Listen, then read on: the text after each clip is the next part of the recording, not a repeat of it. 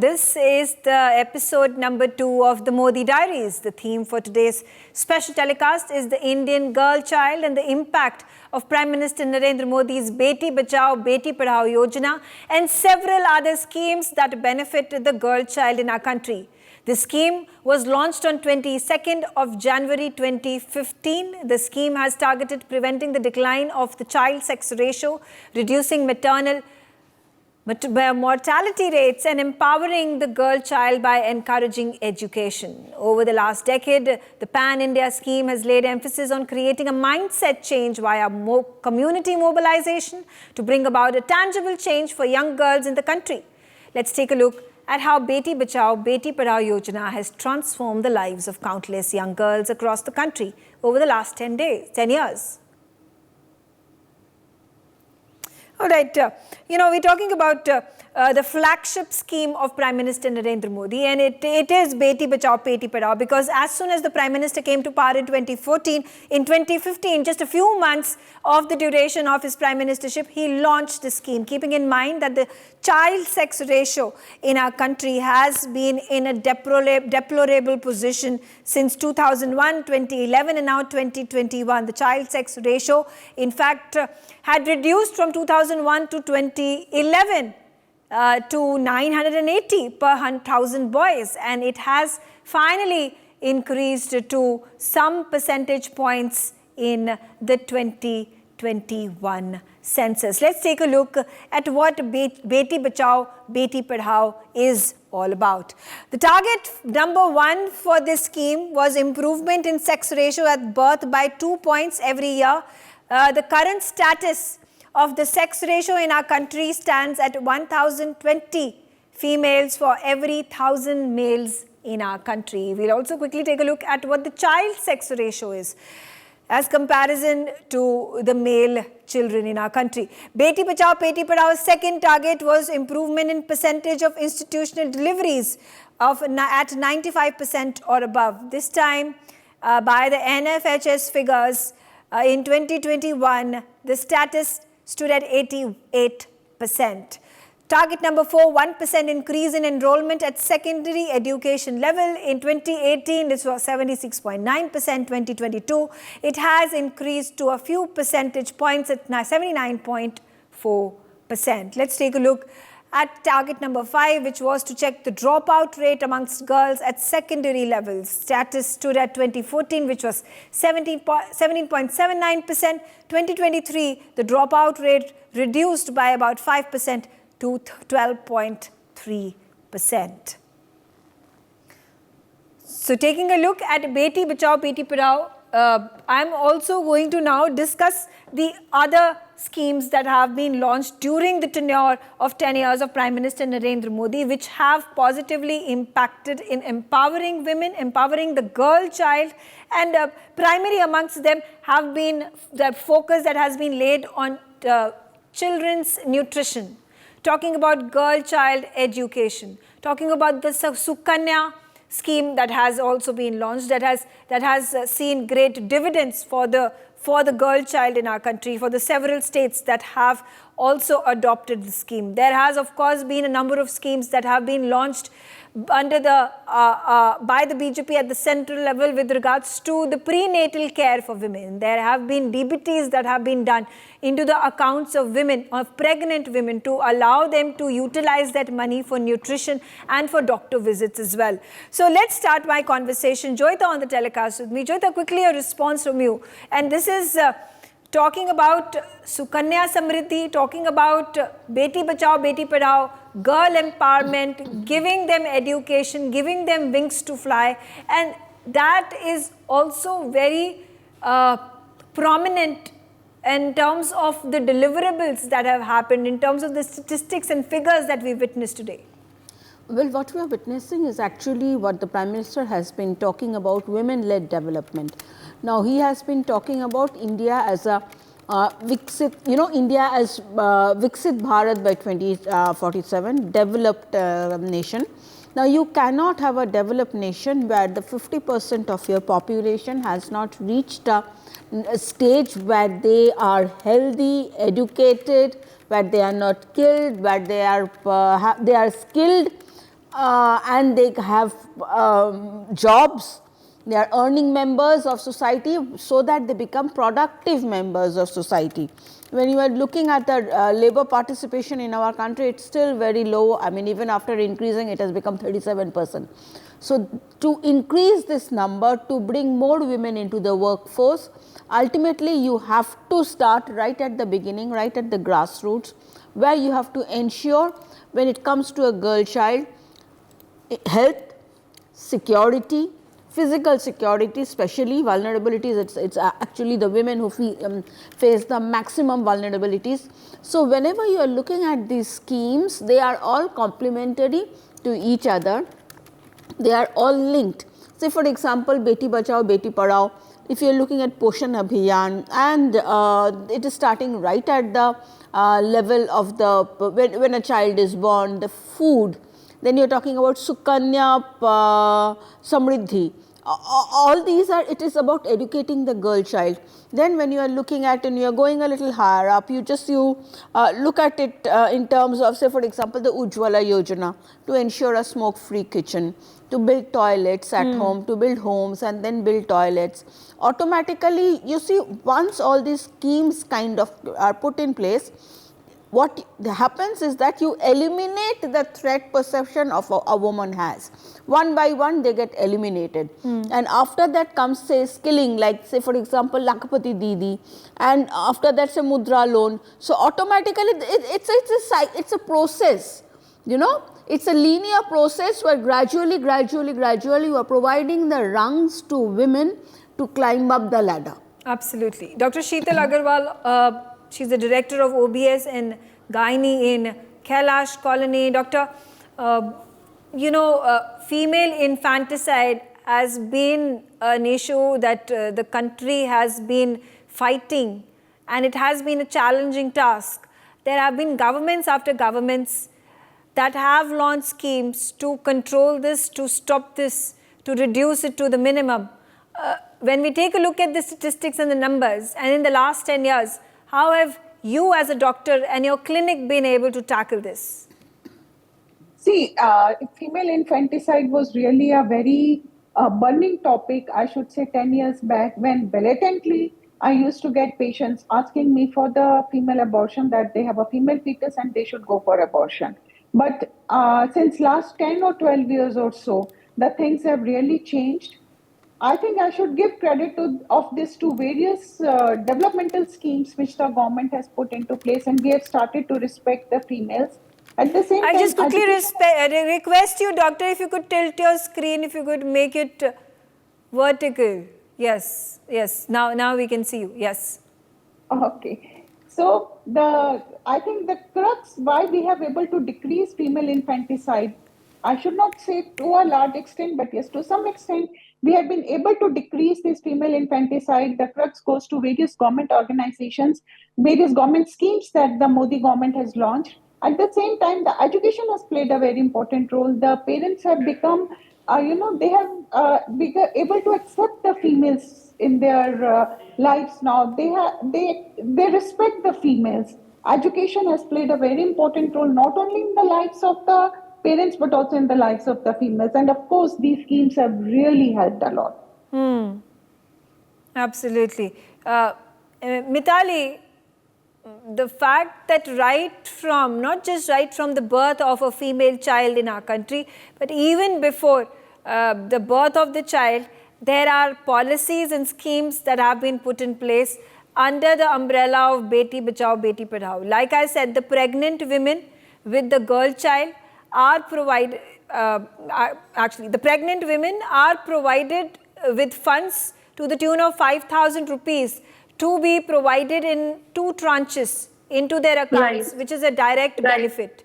When we take a look at the next step, where postnatal care is required, women are provided with funds and other facilities to be given nutritious food. This is also under the Prime Minister's scheme. We move forward when we talk about children, the girl child and education, wherein again there are funds that are provided, there are facilities, there are schools and other such infrastructure to ensure that this forward-looking plan of the government is facilitated.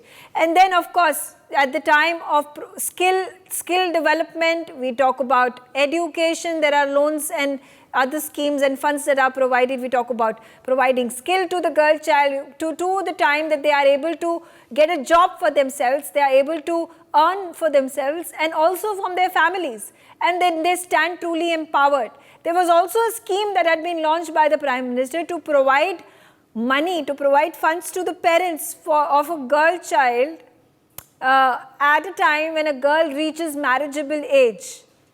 And that has held a significant impact as well. And that also makes us understand how diverse and well thought out scheme it is before the time of a girl being born up until the time that she is not just married, but for the rest of her life, when she is empowered with skills, that she can earn a livelihood, earn herself her own, she can stand on her 2 feet, and she does not have to be reliant on anybody else. She does not have to be reliant on her father, on her husband, on her brother. Right. So I think I completely agree with you, and I think what we have to take from all of this, which you have said, just now about this life cycle and support across the life cycle, is that, where is it that we are going with this support? Today, what have we achieved? We've achieved bridging the gap when it comes to educational enrollment. We know that the gender parity index, whether it's at the primary level, whether it's at the secondary level, whether it's at the tertiary level, it has been bridged. We have an equal number of women and men enrolling for education. But having said that, what is the agenda going forward? The agenda going forward is that the learning outcomes, the gender gaps that continue to exist in learning outcomes, those have to be bridged. The second thing which you mentioned in terms of labor force participation, we know that we were at a point in 2017 when the female labor force participation rate was at its all-time low. Since independence, it was standing at 20%. Today, we have taken it to 37%. And what is our agenda going forward? To take it to 50%, to take it beyond 50%. Right? So that we have an equal number of men and women in the workforce. Then if we look at the third area where a lot of support is required and where the government is now stepping in, is the care economy. I have been working with the Ministry of Women and Child Development for the last year and a half. And we have been formulating a strategy for the care economy of India, which is valued at 15 to 17% of GDP. And we are trying to bring in private sector, public-private partnerships in order to free up, we have to make sure that both men and women are involved in doing household work, unpaid work, domestic care work, and then only we will be able to free up women's time to participate in the labor force. So, there is a huge movement going forward as well.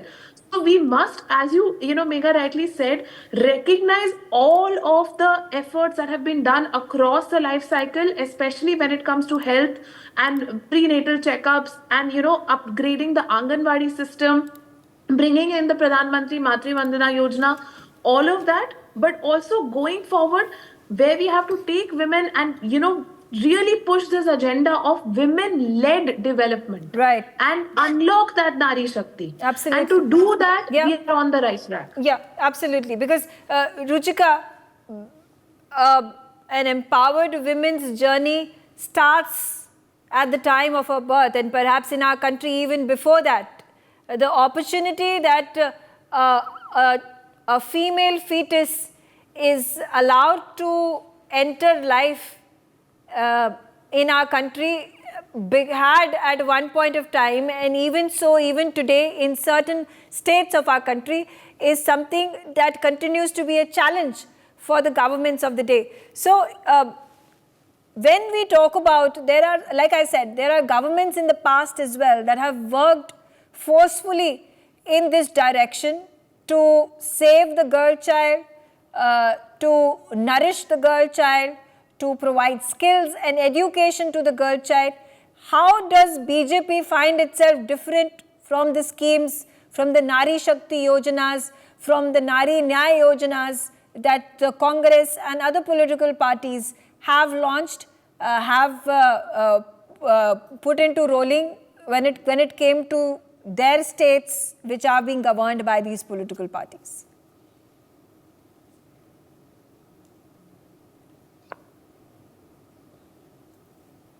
The thing is that how Beti is different is because in the past we've had governments who've been rolling the I agree, but how well would they reach to the right audience, the right person, the right people, the right people who want to actually lead them? With Modi Sarkar, it is quite different. We try to go to each and every household wherever it is required. And Kanya Samriddhi Yojana and Beti Padhao Yojana. And right. I was just hearing somebody just said because I'm in front of me. So I was hearing that the federal lady has funds for to take care of themselves, and not just that, working women are getting leave, and earlier it used to be 12, now it is 26 weeks. And probably because of the schemes that Modi Sarkar, this present government has launched, there is a difference of the sex ratio from 120 Ruchika, I'll years. have to quickly interrupt you because, there's poor network, I think. I'm not able to hear you properly. I'll request you to join back, maybe stay close to your router so that we are able to get a proper continuous connection so that we can have this conversation with you. But Joyita, coming back to you now, for a country to develop, the 50, like you said, the 50% of its population also needs to be progressing hand in hand with the other 50. And it is essential to lay the groundwork. The foundations need to be strong. So today, while there are correctives that are being made by the government, when you talk about the toilets that are being built, when you're talking about providing Ujjwala Yojana, when you're talking about when you're talking about giving funds, giving subsidized loans to women entrepreneurs, Mudra Yojana, all these schemes are being launched simultaneously. But at the same time, the foundation of our country, the girl child, is also being empowered. She's been given the tools to fight her way out, to become a progressive woman, to then bear children, bear girls and boys whom she can teach and allow them to stand as equals versus the kind of discrimination that the girl child faces in our country. Yeah, you see, I mean, automatically when we are looking at the progress of a young woman, I mean, a girl child into a young woman, now when a girl child is getting the education, is getting the right kind of conditions where she does not have to worry about her security, physical security and all it is, but automatically she is going to pass on whatever she has acquired to the children that she will eventually have. But at the same time, that this is what women's rights activists also talk about a lot. It's about, excuse me, it is not just about teaching the women, it is also about teaching the family. It is about teaching the men in a woman's life. It's about teaching, because you see, otherwise ours is a very patriarchal society, and in a patriarchal society what happens? Family conditions, there are certain societal norms and certain conditions that are there, where say for example a girl child would be married off before she attains a particular age, the adult age of 18. Yeah. So all these things are also have to be taken into consideration. The education of just the girl child is not going to help. You have to take care of a whole lot of things along with that, and that includes changing the mindset of the society that she is coming from. I agree with you. Mitali, again, when we talk about large number of rape cases that happen in our country, when we talk about the crimes against women that happen in our country, when we talk about okay. So like I was talking in, Dr. Sheetal, you would concur with me when we talk, like I said, the rape, now instances of rape that we witness in several parts of our country, when we are talking about safety norms, when we also see politicians making these very, unreasonable, very callous, irresponsible statements that if it's a woman and is she traveling after a certain period of time, maybe if she's traveling after 8 p.m. or 7 p.m. even, then she's just wanting it. she is just destined to be raped or attacked simply because of the fact that it's beyond her quote-unquote curfew time. So and this is not just our politicians, this is also the psyche of families and well-educated families, middle-class families, even upper-class families. So until this mindset changes, and this is, mind you, a revolution that needs to be brought about in our country. And this is a slow process. It is a step-by-step process. It cannot happen overnight.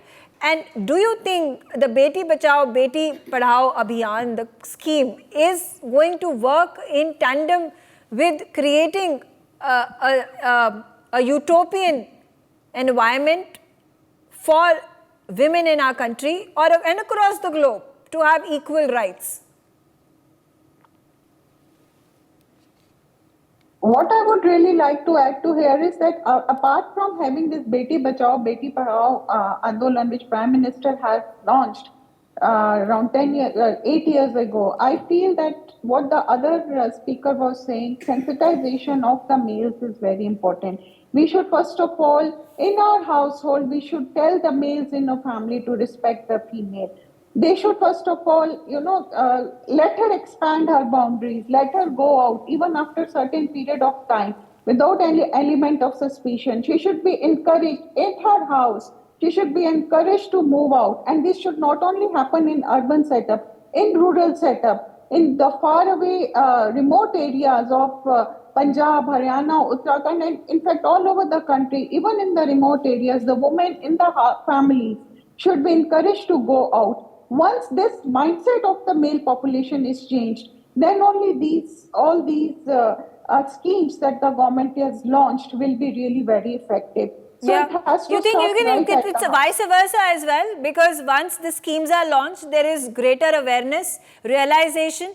Because when you get toilets in your homes and you've never gotten toilets and you send your women outside in the wee hours or in the early hours of the day, in the late hours of the day, and they catch diseases, they are prone to attacks, they are prone to all sorts of problems. And now finally, when you have a toilet in your home, it is a woman's dignity that is preserved. Similarly, when you're getting loans, subsidized loans via Mudra Yojana, it means that the woman in your house is getting empowered, that she is able to run the household, she is able to contribute in a significant fashion to run the household.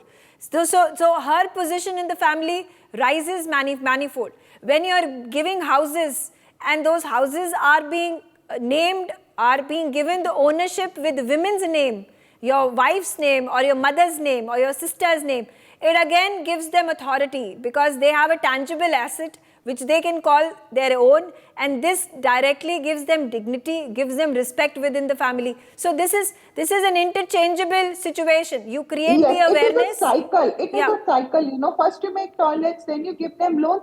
So a cycle is formed, and this cycle has to keep on running. For the female for the other people, the second half of the population to accept her. That acceptance that the woman has come of age is very, very important. No, many times even the fairer sex, even the women themselves do not accept the others because of the kind of taboos and the kind of, they have been conditioned to think in a certain way, to act in a certain way. So if they feel that a woman within their society, within their circle is doing something different, or suppose going out and earning her living, she would be looked down upon because that's the way they're conditioned. So here the education plays a very important role. The first thing that I said, the education plays a very important role. The woman, once she is educated, she can bring about a change not only in her house, in her environment, in her social status. She can tell that this is the norm. For us to move forward, for a family to move forward, education is very, very important. Absolutely. And for that, these various loans have really helped. Absolutely. These various schemes have really helped. So I think the base crux is that instead of giving them, financial aid, the aid should be in the form of education, where she can pursue her dreams. Absolutely. Okay, on that note, I'm out of time. I thank all of you for joining me on this very special episode. For more such videos, subscribe to the NewsX YouTube channel, hit the bell icon.